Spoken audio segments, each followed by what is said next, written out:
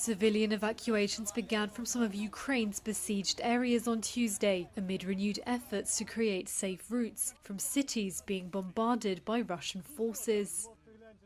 Passengers were seen waiting on buses in what is said to be the eastern city of Sumy, according to footage uploaded by Ukraine's deputy head for the president's office. It is the first evacuation from a Ukrainian city through a humanitarian corridor agreed with Russia. The convoy is bound for the city of Poltava, further to the west. The evacuation began hours after a Russian airstrike, which local authorities said killed 21 people. Reuters could not verify that report. Russia calls its actions in Ukraine a special military operation. Its defense ministry said on Tuesday corridors had been opened to evacuate residents from Kyiv, Chernihiv, Sumy, Kharkiv and Mariupol. It comes a day after Ukraine rejected Russian proposals to evacuate civilians to Russia or Belarus. A separate convoy was en route to Mariupol, the southern port city which has been encircled by Russian forces and subjected to relentless bombardment for a week. Officials say supplies there, including food and water, are running low. Deputy Ukrainian Prime Minister Irina Vereshchuk. Humanitarian corridors have started to work on the part of the road linking Mariupol and Zaporizhia.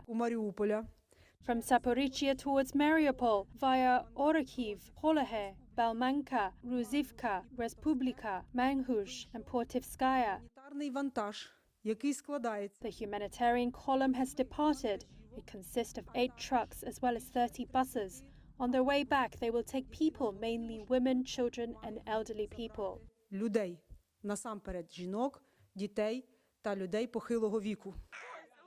However, Ukraine accused Russian forces of shelling the proposed evacuation route.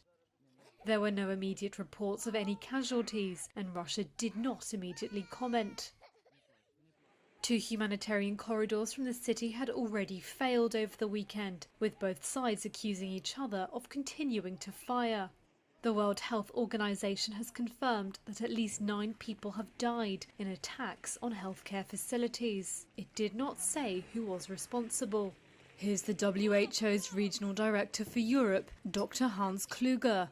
It should not need saying that health workers, hospitals and other medical facilities must never be a target at any time, including during crises and conflicts.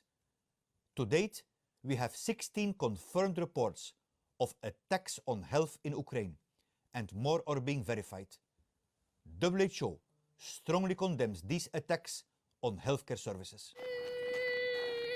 Over 2 million refugees have now fled Ukraine, the United Nations said, describing it as one of the fastest exoduses in modern times.